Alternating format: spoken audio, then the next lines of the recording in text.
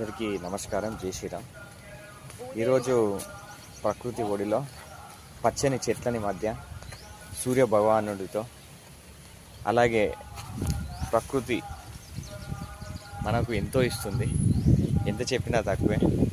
అలాగే ఇక్కడున్న చెట్లు కూడా, ఇక్కడున్న ప్రకృతి కూడా మనల్ని ఎంతో నేర్పిస్తుంది. చిన్న చెట్లు ఎదిగేటప్పుడు ఎన్నో చీమలు వచ్చి చెట్టును కొరికేస్తాయి, పురుగులు తినేస్తాయి, అలాగే చెదలు.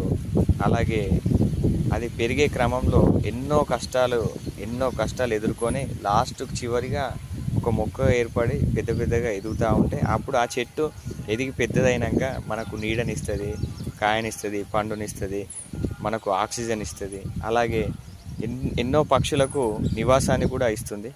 అలాగే ఇంత ప్రకృతి గురించి మనం ఎంత చెప్పినా తక్కువే. చివరికి ఆ చెట్టు కొట్టేసినా కూడా చివరికి అది మనకు ఆ కట్టెలు కూడా మనకు ఎంతో, ఆ మండే కట్టెలు కూడా మనకు పనిచేస్తాయి అన్నట్టు.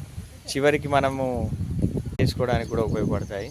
అలాగే మనము చివరికి మన శరీరాన్ని కాల్చడానికి కూడా ఉపయోగపడుతుంది. అంటే ఈ విధంగా చూసుకుంటే ప్రకృతి మనకు ఎంతో ఇస్తుంది. కానీ ప్రకృతిలో నువ్వు ఒక చెట్టు పెట్టకపోయినా పర్లేదు, కానీ ప్రకృతిని మాత్రం నాశనం చేయొద్దు. ఎందుకంటే ఆ ప్రకృతే లేకపోతే నువ్వు లేవు, నేను లేను, ఈ ప్రపంచమే లేదు.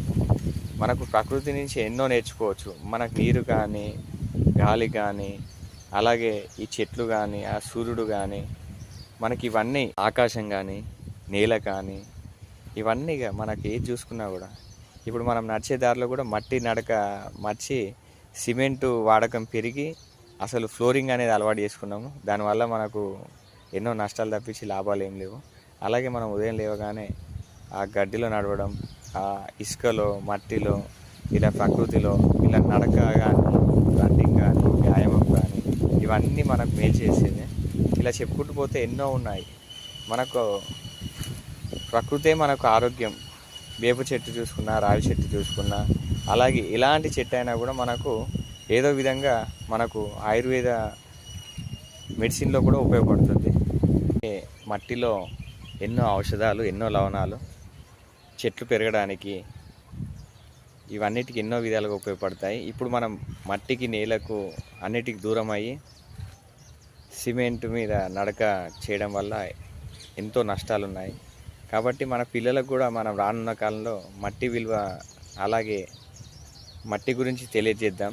అలాగే ఆ మట్టి వల్ల కూడా మనకు నీరు కూడా శుద్ధి అయ్యి మనకు ఆరోగ్యాన్ని చేకూరుస్తుంది.